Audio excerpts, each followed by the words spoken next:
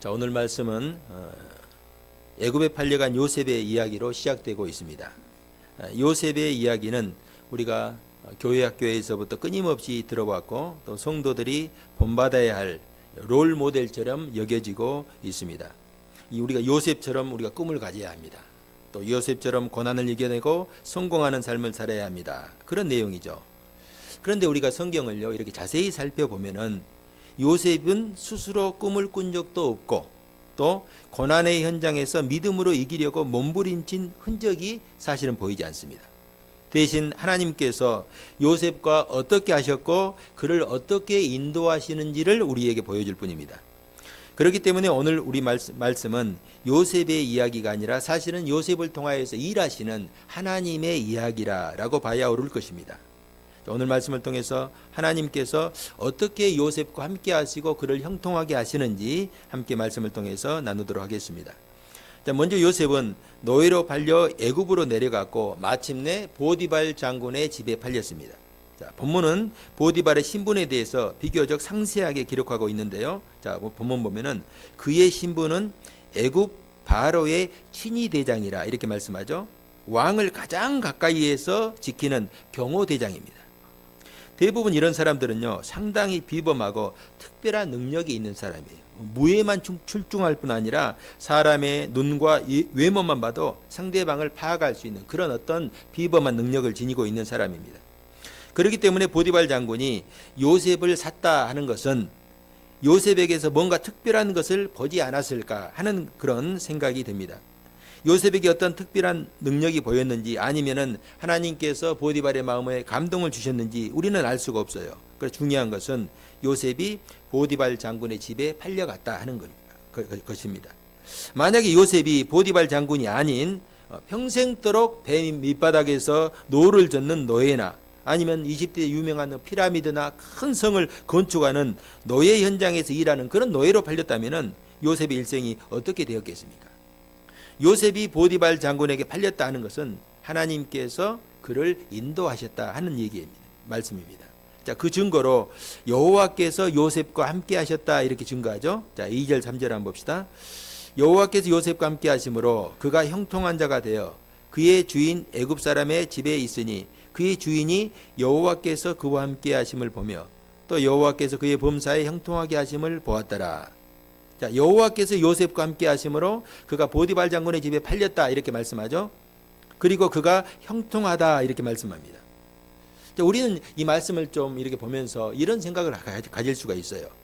하나님께서 함께 하시고 그가 형통한 사람이라고 한다면은 처음부터 노예로 팔리지 않도록 하셔야 하는 것이 아닌가 이렇게 생각할 수가 있죠.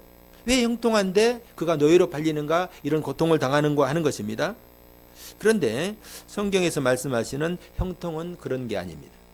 오늘 본문에 형통하는 단어가 총 3번 등장하는데요. 여기서 말하는 형통이라는 단어가 이제 히브리어에 보니까 찰라흐라는 단어예요. 근데 그 의미가 앞으로 나아가다, 발전하다, 계획한 대로 이렇게 되어지다 하는 의미를 가지고 있어요. 그리고 오늘 형통이라는 단어 앞에 오늘 본문에 보면은 항상 함께 나온 주어가 있습니다. 자, 오늘 본문 한번 봅시다. 2절 봅시다. 여호와께서 요셉과 함께 하심으로 그가 형통한 자가 되어 또 3절 중반절 여호와께서 그의 범사에 형통하게 하심을 보았다. 마지막 이제 23절 끝에 하반절에 보면은 여호와께서 그를 범사에 형통하게 하셨더라 이렇게 말씀하죠. 여기서 알 수 있는 것은 요셉의 형통은 하나님과 아주 긴밀한 관계가 있다는 것입니다. 다시 말해서 형통이라는 것은 내 생각대로 내 뜻대로 되는 것이 아니라 하나님께서 계획하시고 인도하시는 대로 되어지고 그리로 발전해 나가는 것이라 할 수가 있어요. 여러분, 내 인생이 내 생각대로 되어지는 것이 좋겠습니까? 아니면은 하나님께서 인도하시는 대로 되어지는 것이 좋겠습니까? 전자입니까? 후자입니까? 후자겠죠. 당연하죠. 우리 성도들은 참 고민 없이 이렇게 말씀하시는데 여러분, 내 생각대로 되면은 좋을 것 같죠. 내 생각대로, 내가 원하는 대로 내 인생이, 우리 자녀들도 내가 원하는 대로 되면은 좋을 것 같지만은 그 문제가 하나 있어요. 당장은 좋은데 그것이 어떤 결과로 이어질지 우리가 예측할 수가 없다는 거예요. 반대로 하나님께서 인도하시는 대로 우리의 인생이 되어진다면 결과는 분명해요. 그것은 축복이고 하나님의 은혜가 풍성할 것이에요. 그런데 하나 문제가 있어요. 그 과정을 우리가 알 수가 없다는 거예요. 하나님께서 인도하시는 대로 나아가면 결과는 분명해요. 그런데 하나님께서 우리를 어떤 길로 인도할지 알 수가 없어요. 여러분, 만약에 내 인생이 내 생각대로 된다면, 내가 지금 계획한 대로 내 인생이, 내 자녀들의 삶이 그렇게 된다면 좋을 것 같지만은 그렇잖아요. 만약에 우리의 인생이 내 생각대로 다 되어진다면 우리는 필경 다 망하는 길로 가는 것입니다. 여러분, 만약에 4살이나 5살 먹은 어린아이가 있다고 칩시다. 그런데 이 4살이나 5살 먹은 아이가 하고 싶은 대로 하도록 방치해 둔다고 생각해 보세요. 어떻게 되겠습니까? 집에서 지 하고 싶은 대로 놔둬요. 그럼 어떻게 되겠어요? 아마 큰일 날 거예요. 무슨 사고가 나도 큰 사고가 날 거예요. 아이들을 양육하는 엄마나 또 유아원의 선생님들이 가장 힘든 일이 뭐라고 생각하십니까? 언제 이 아이들에게 무슨 일이 일어날지 몰라요. 언제 무슨 일을 저지를지 몰라요. 그렇기 때문에 아이들을, 어린 아이들을 기르고 있으면 어떻게 해야 돼요? 하루 종일, 얘가 잠잘 때까지 하루 종일 시선을 그 아이에게 집중하고 있어야 돼요. 잠자야 비로소 마음이 놓인 거예요. 그래서 오죽했으면은 이 어린이집 그 보모들이 아이들 잠 오는 약을 먹이겠어요. 그렇지 않으면, 잠을 자지 않으면은 이 쉬는 시간에도 이 아이들이 무엇을 할지 모르는 거예요. 여러분, 우리는요, 육체적으로는 성인이라고 하지만은 영적으로는요, 모두가 어린아이. 어린아이라는 것은 영적으로는 굉장히 미숙해요. 영적으로 우리가 사실을 구분할 수 있는 게 별로 없어요. 아무리 우리가 지혜와 지식이 있는 사람이라고 해도 내일 일을 알지 못하는 거예요. 그래서 우리는 인생의 주인 되시고 내일을 주관하시는 하나님의 손에 우리의 인생을 맡겼을 때 가장 안전하다 할 수가 있습니다. 자, 오늘 요셉의 삶을 한번 보시기 바랍니다. 여호와께서 요셉과 함께 하심으로 그가 형통한 자가 되었다, 이렇게 말씀하죠. 하나님께서 그를 인도하시니 그가 형통한 자가 되었다. 반대로 요셉의 입장에 생각하면 하나님께서 나의 삶, 하나님께 내 삶을 맡기니까 그의 인생이 형통하게 되었다, 이렇게 해석을 할 수가 있어요. 여러분, 그런데 이게 믿음의 눈으로 봤을 때 그렇다는 거예요. 그러나 세상 사람들의 눈에는 그렇게 보이지 않았을 것입니다. 하나님께서 함께 하셔서 정말로 요셉이 형통한 자가 되었다고 한다면은 그가 애굽에 올 때 노예로 팔리지 않고 그가 꽃가마를 타고 애굽에 갔든지 아니면은 뭐 유학생 신분으로 뭐 공부하기 위해서 애굽에 와야 합니다. 그런데 요셉은 노예로 팔려서 발에 착고에 채워서 보디발 장군의 집에 왔어요. 누가 이런 요셉을 보고 형통한 자라고 말할 수 있겠습니까? 오히려 애굽 사람들이 요셉의 이런 모습을 보고 그에게 이런 말을 했을 거예요. 어이 자네, 어떻게 하다가 이렇게 노예로 팔렸는가? 어떻게 하다가 이런 저주스러운 인생이 되었는가? 자네 하나님께 무슨 죄를 지었기 때문에 이런 벌을 받고 있는가? 이렇게 묻지 않았겠어요? 여기서 우리가 눈여겨볼 말씀은요, 여호와께서 그럼에도 요셉과 함께 하셨다 하는 말이에요. 요셉이 지금 노예로 팔려왔어요. 그런데 여호와께서 그와 함께 하셨다 말씀합니다. 그러니까 다른 사람은 몰라도 요셉만큼은 이것을 느꼈을 거예요. 왜 내가 형들에 의해서 이렇게 노예로 팔렸는지 이해할 수는 없었을 거예요. 팔려오는 과정에 고통도 있었고 눈물도 있었고 아픔도 있었을 것입니다. 그런데 시간이 지나면서 분명한 것은 자기가 이렇게 비참한 자리에 떨어졌지만은 하나님께서 나와 함께 계시다는 것을 요셉은 알았을 거예요. 여러분, 이 믿음이 생기니까 비록 내가 계획하지 않고 정말로 이런 저주, 세상 사람들이 봤을 때 저주스러운 자리, 이 노예의 자리로 팔려왔지만은 마음에는요, 세상 사람들이 알 수 없는 평안이 생기고 담대함이 생기는 거예요. 우리 찬송가 408장에 보면 나 어느 곳에 있든지 라는 찬송가가 있어요. 그 가사를 보면 이런 내용이에요. 나 어느 곳에 있든지 늘 마음이 편하다. 주 예수 주신 평안함 늘 충만하도다. 나의 마음속이 늘 평안해. 나의 마음속이 늘 평안해. 악한 죄 파도가 많으나 마음이 늘 평안해. 내가 늘 좋아서 좋은 일만 생겨서 평안한 것이 아니라 어느 곳에 있든지 요셉처럼 자신이 원치 않은 저주스러운 그런 자리에 있다 할지라도 주님께서 나와 함께 계심을 내가 깨달았을 때에, 내가 경험했을 때에 마음에 평안이 생기는 거예요. 악한 죄 파도가 많이 있지만은 세상에 제약된 것들 가운데 내가 넘어지고 쓰러질 때도 많이 있지만은 그럼에도 하나님께서 나와 함께 계심을 내가 깨달았을 때에 내 마음이 평안하다는 거예요. 여러분, 이것이 하나님께서 함께 하시는 성도들의 모습입니다. 이것이 주의 성령께서 함께 하시고 충만한 성도들의 모습입니다. 이런 모습이, 요셉의 이런 모습이 그의 주인 보디발 장군의 눈에 보인 것입니다. 자, 3절 봅시다. 그의 주인이 여호와께서 그와 함께 하심을 보며 여호와께서 그의 범사에 형통하게 하심을 보았더라. 아멘. 여기 보면 보디발이요, 요셉을 통해서 두 가지를 발견합니다. 첫째는 여호와께서 그와 함께 하심을 보았다, 이렇게 증거하죠. 둘째는 여호와께서 그의 범사에 형통하게 하심을 보았다, 이렇게 증거합니다. 자, 보디발 장군이 요셉을 불러서 물었을 거예요. 자네 누구이고 왜 이렇게 노예로 팔려왔는가?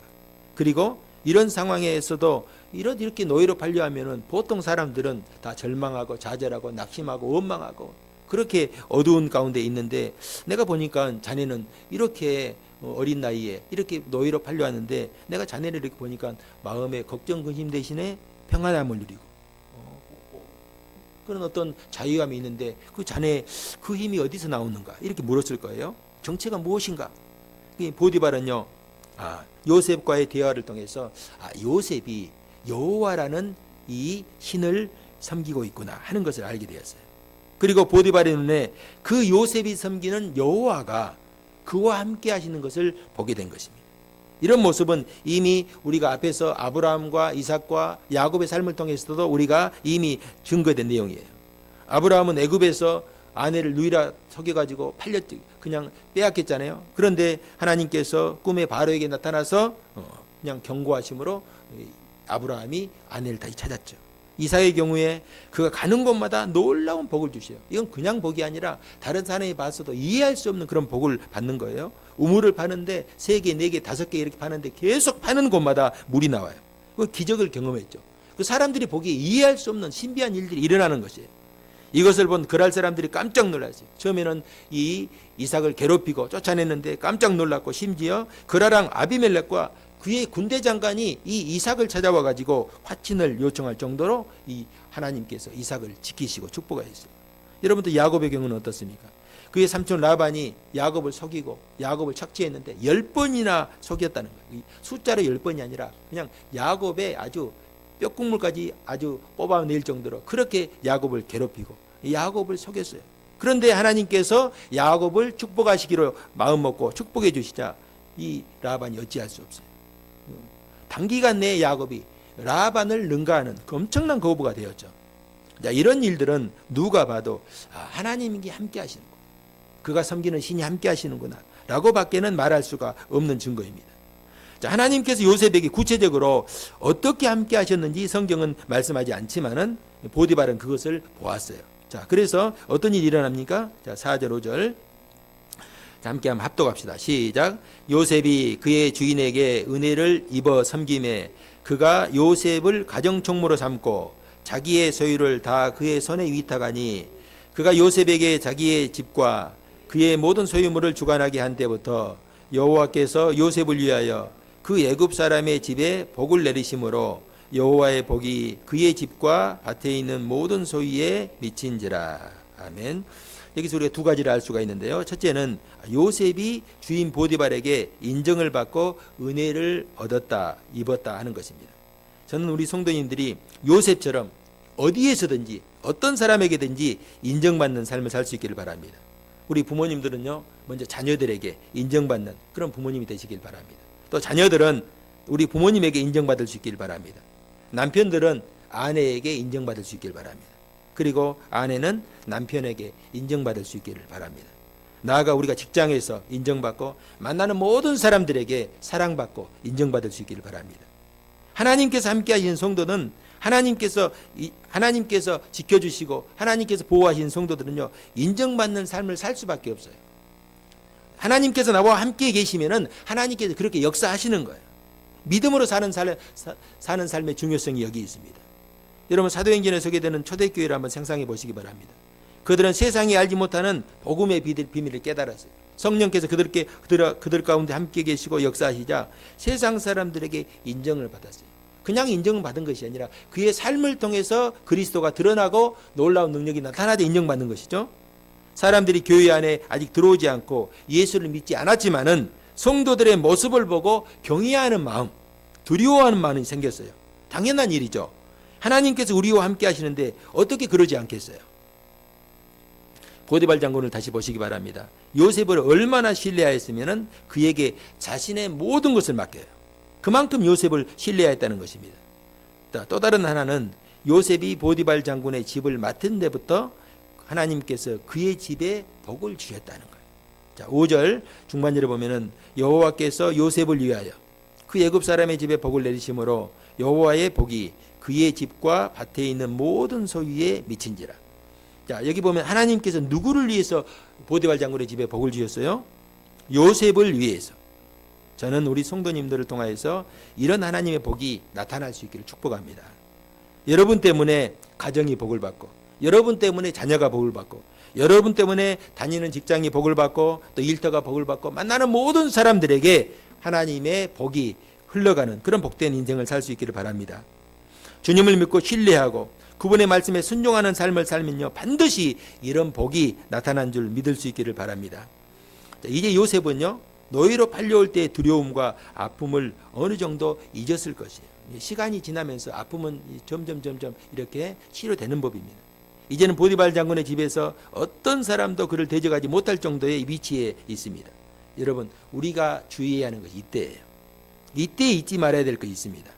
여러분, 우리가 잊지 말아야 될 것. 우리가 지난 시간에 맥주 감사주의를 보내면서 잊지 말라고 하나님께서 말씀하신 거 있잖아요. 그 뭘 잊지 말라고 했어요? 내가 종 되었던 때를 잊지 말아라. 내가 어디서부터 하나님 앞에 부름받았는지 잊지 말라는 거예요. 나는 원래 노예로 팔려왔다. 요셉의 경우에 그래요. 노예로 팔려왔잖아요.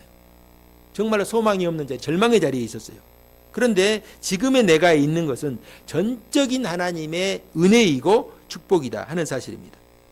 여러분, 우리가 결코 또 잊지 말아야 될 한 가지가 더 있어요. 그것은요, 하나님은 우리에게 복 주시기를 원하시죠. 늘 하나님은 우리에게 가장 좋은 것으로 주시기 원합니다. 그러나 악한 마귀는 우리를 넘어지게 하고 멸망으로 끌고 가려고 발버둥을 치는 거예요. 하나님께서 우리에게 복을 주시려고 하시는 만큼 마귀는 우리를 넘어지게 하는 거예요. 하나님은 요셉을 형통한 길로 인도하시지만은 마귀는 그것을 그냥 보고 있지 않습니다. 여러분, 마귀가 접근하는 것을 한번 보시기 바랍니다. 그는 요셉이 가진 것, 요셉이 자랑할 만한 것을 가지고 그를 유혹합니다. 그는 지금 보디발 장군의 집에서 주인이 보장하는 권력을 가지고 있었고, 또 젊고 빼어난 외모를 가지고 있습니다. 이런 요셉에게 보디발의 아내가 유혹하죠. 여러분, 당시는요, 무인 시대예요. 전쟁이 잦은 시대이기 때문에 장군들이 힘을 쓰는 시대, 별들이 힘을 쓰는 시대입니다. 그렇기 때문에 또 보디발은 왕이 가장 최측근 장군이지 않습니까? 그렇기 때문에 힘도 있었고 능력도 있었고, 당연히 이런 사람들은요, 젊은 아내, 아름다운 아내를 얻게 되죠. 요즘 어떤 사람들이 제일 힘을 써요? 요즘 우리가 사는 시대에는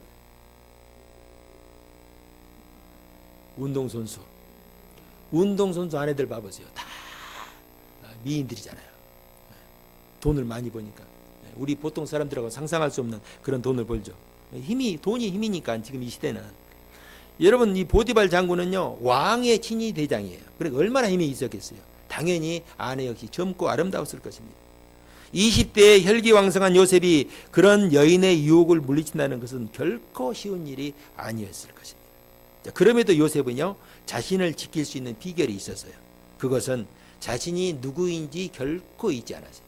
자신이 조금 주인에게 총애를 받는다, 자신의 어떤 지위가 조금 높아졌다 해서 우쭐하지 않았어요. 자, 9절 한번 봅시다. 이 집에는 나보다 큰 이가 없으며 주인이 아무것도 내게 금하지 아니하였어도 금한 것은 당신뿐이니 당신은 그의 아내임이라. 그런즉 내가 어찌 이 큰 악을 행하여 하나님께 죄를 지으리까. 자, 여기 보면요, 그는 요셉은 주인 보디발 장군의 명령을 기억하였어요. 허락한 것과 금지한 것을 그가 잊지 않았어요.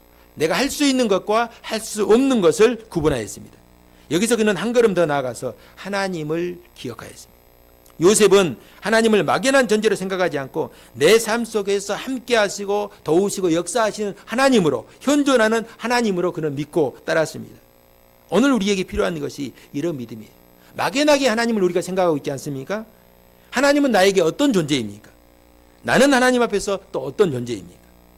하나님은 언제나 나와 함께 하시고 지금도 내 삶의 자리에서 나를 도우시고 인도하시는 살아계시는 하나님이십니다. 저는 우리 성도님들이요, 하나님을 향한 이런 마음을 품을 수 있기를 바랍니다. 하나님은 교회에 오면 예배당에만 계시는 그런 하나님이 아니라 내가 어디로 가든지 어디에 있든지 무엇을 하든지 나와 함께 하시고 내 삶을 주관하시고 붙드시는 하나님이심을 믿을 수 있기를 바랍니다. 하나님은 반드시 살아계신 하나님. 그리고 히브리서에 보면 그렇잖아요. 믿음은 하나님이 반드시 살아계시는 것을 믿는 것이다. 믿음의 사람들은 그렇게 사는 사람. 반드시 살아계시고 하나님은 우리가 날마다 숨쉬는 순간마다 자기를 찾는 이들과 함께 하시는 하나님. 그들을 복주시고 함께 하시고 지키시는 하나님. 눈동자처럼 그들을 지키시고 함께 하시고 불꽃같이 그들을 살피시는 하나님이십니다.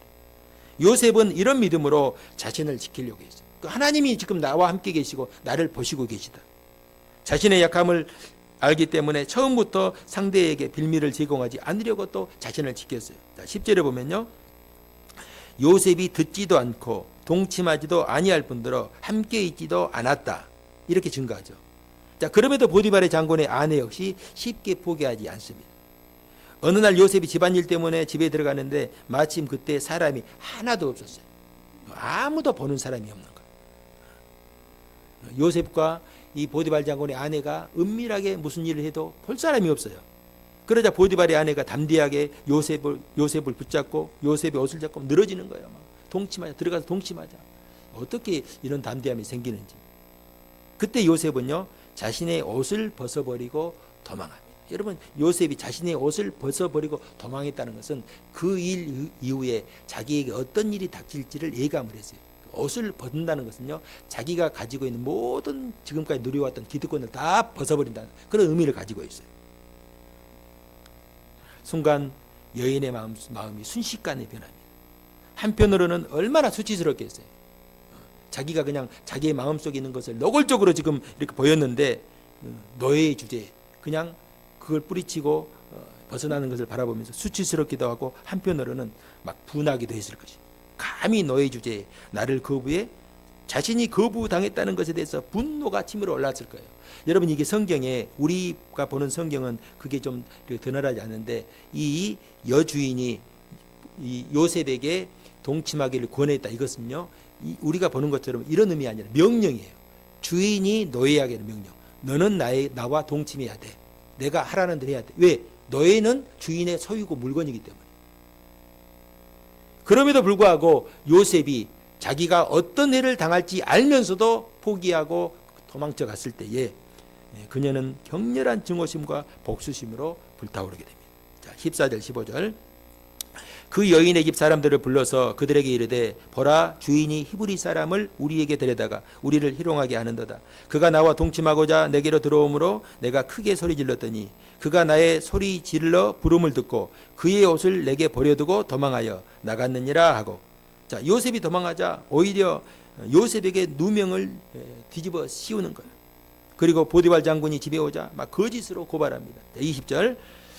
이에 요셉의 주인이 그를 잡아 옥에 가두니 그 옥은 왕의 지수를 가두는 곳이었더라. 요셉이 옥에 갇혔으나.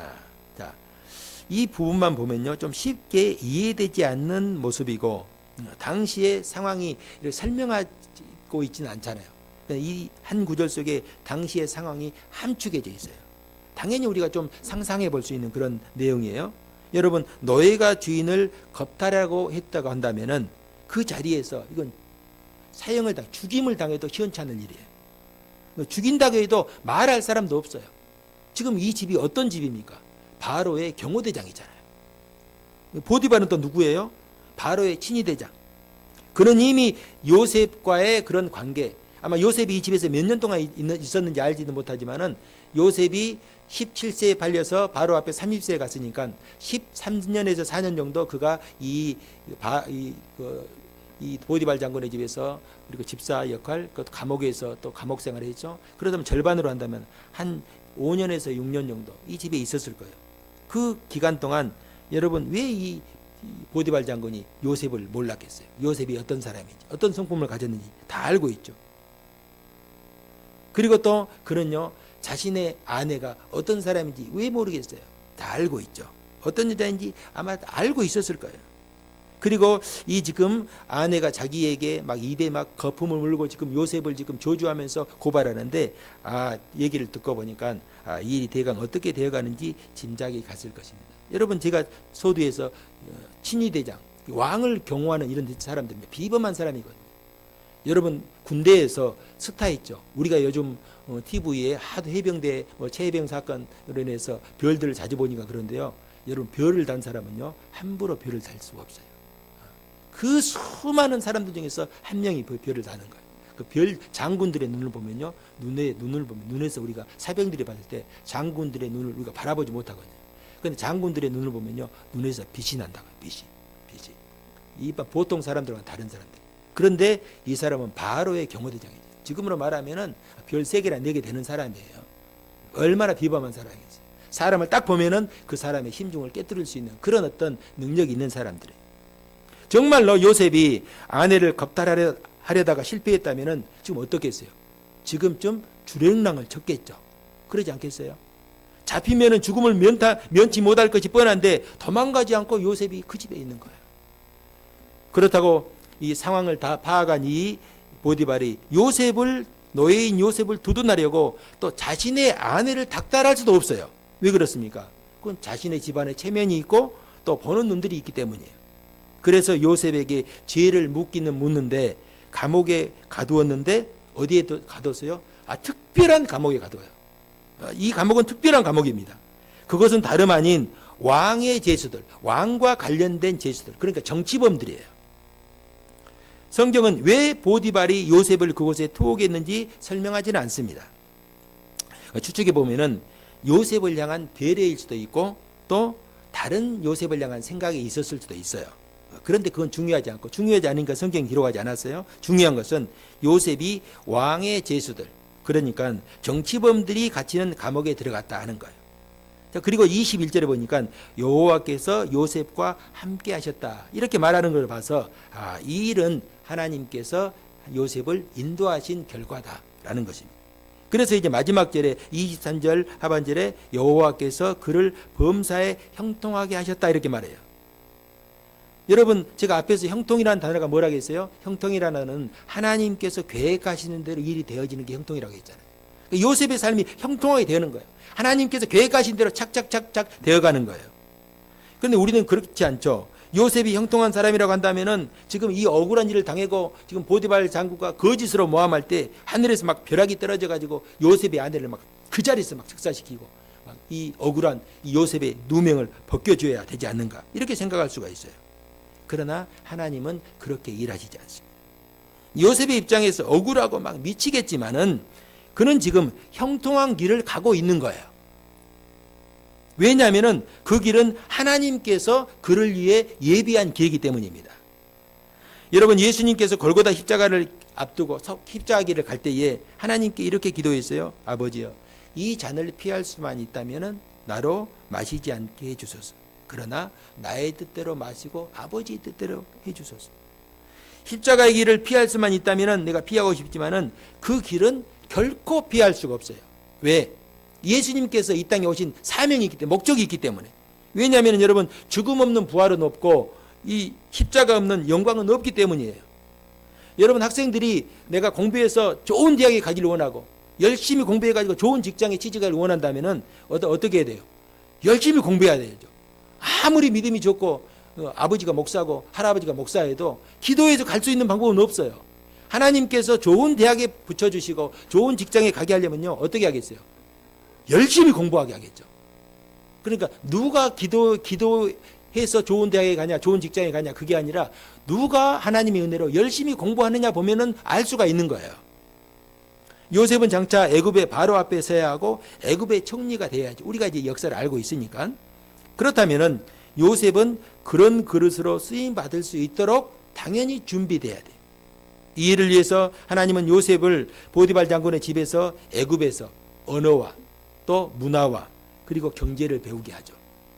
또 왕의 정치범들이 갇히는 감옥에서 그가 7년 동안 뭐 했겠어요? 그곳에서 애굽의 정치를 배우고 애굽의 군사를 배운 거죠. 한마디로 보디발 장군의 집과 감옥은 장차 그를 하나님의 그릇으로 사용하시기 위한 훈련소였다. 광야의 확조였다. 할 수가 있는 것입니다.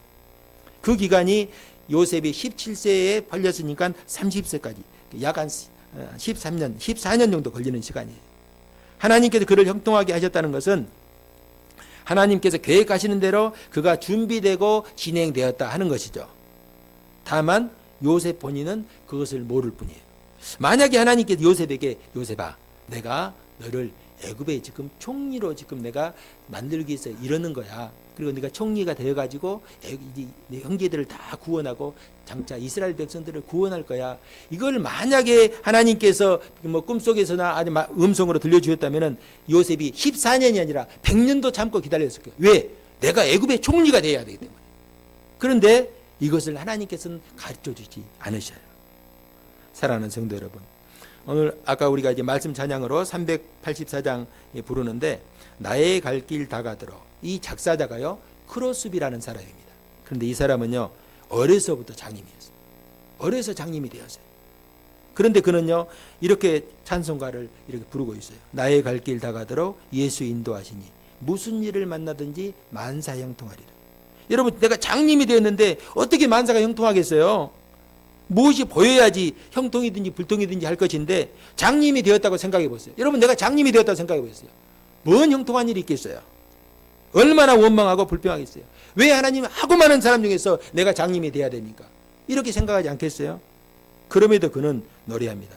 내가 만사 형통하리라. 무슨 일을 만나든지 만사 형통하리라. 그가 그렇게 가사를 지은 거예요. 그런데 그 2절을 보니까 어려운 일 당한 때도 족한 은혜 주시네.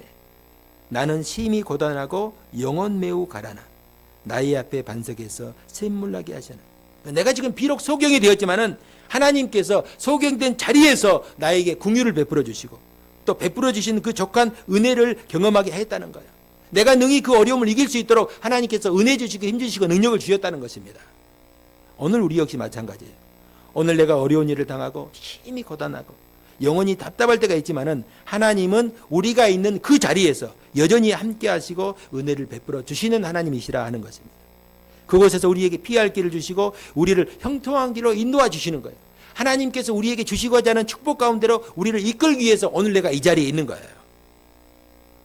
요셉과 함께 했던 그 하나님이 오늘 나와 함께 하시는 하나님, 나를 이끄시는 하나님, 나에게 힘주시고 능력 주시는 하나님. 다윗의 고백 시편 23편에 여호와는 나의 목자시니 내게 부족함이 없다. 그런데 내가 사망의 음침한 골짜기로 가는 거예요. 그래도 그가 두려워하지 않았던 것은 사망의 음침한 골짜기를 갈 때 주께서 늘 함께 해주십니다. 그리고 나를 푸른 초장 쉴만한 물가로 인도해 주시는 거예요. 여러분들이가 푸른 초장 쉴만한 물가, 하나님께 약속하신 축복, 요셉을 향한 하나님의 그 그릇을 완성하려면요 반드시 그것을 통과해야 돼요. 통과하지 않고 얻을 수 있는 게 없어요. 오늘 내가 있는 자리도 하나님께서 나를 형통케 하시는 자리다. 하나님께서 나를 이끄시는 자리다. 오늘 현실을 보면 알 수 없지만은 내가 믿는 하나님, 신실하신 하나님, 약속에 충실하신 하나님, 신실하신 하나님, 그 하나님을 믿을 때 우리는 오히려 내가 있는 자리에서 하나님을 만날 수 있고 감사하고 찬송할 수가 있습니다. 우리가 이 한 주간도 나와 함께 하셔서 늘 나를 형통케 하시는 하나님께 소망을 두고 이 믿음으로 세상 사람들에게, 만나는 모든 사람들에게 빛과 소금의 역할을 감당할 수 있기를 주님의 이름으로 축복합니다.